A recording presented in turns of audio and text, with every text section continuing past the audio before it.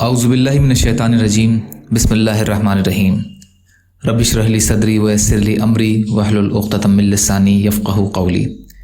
منتخب احادیث صلہ رحمی کے بیان میں حضرت زبیر بن مطعم رضی اللہ تعالی عنہ سے روایت ہے کہ انہوں نے نبی کریم صلی اللہ علیہ وسلم کو یہ ارشاد فرماتے ہوئے سنا، قطع رحمی کرنے والا جنت میں نہیں جائے گا۔ بخاری۔ فائدہ: قطع رحمی اللہ تعالیٰ کے نزدیک اتنا سخت گناہ ہے کہ اس گناہ کی گندگی کے ساتھ کوئی جنت میں نہ جا سکے گا۔ ہاں، جب اس کو سزا دے کر پاک کر دیا جائے یا کسی وجہ سے معاف کر دیا جائے تو جنت میں جا سکے گا۔ معارف الحدیث۔ حضرت ابو ہریرہ رضی اللہ تعالیٰ عنہ سے روایت ہے کہ ایک شخص نے عرض کیا، یا رسول اللہ، میرے کچھ رشتہ دار ہیں، میں ان سے تعلق جوڑتا ہوں، وہ مجھ سے تعلق توڑتے ہیں۔ میں ان کے ساتھ اچھا سلوک کرتا ہوں، وہ مجھ سے بدسلوکی کرتے ہیں، اور میں ان کی زیادتیوں کو برداشت کرتا ہوں، وہ میرے ساتھ جہالت سے پیش آتے ہیں۔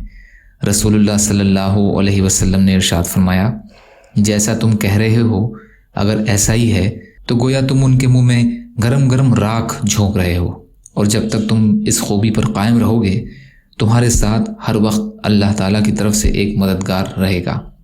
مسلم شریف۔ یا اللہ ہم سب کو کہنے سننے سے زیادہ عمل کی توفیق عطا فرما۔ یا اللہ جو مظلوم ہیں ان کی مدد فرما، جو پریشان حال ہیں ان کی پریشانیوں کو دور کر دیجئے، جو قرض میں ہیں ان کے قرضوں کو ادا کرائیے۔ یا اللہ آپ جیسا بہتر سمجھیں ویسے ہماری حفاظت فرمائیں۔ یا اللہ ہر خیر کی چیز میں برکت عطا فرمائیے، ہر شر کی چیز سے ہماری حفاظت فرمائیے۔ یا اللہ ہم سب کو جنت میں جانے والا بنائیے، یا اللہ جہنم سے بچنے والا بنائیے۔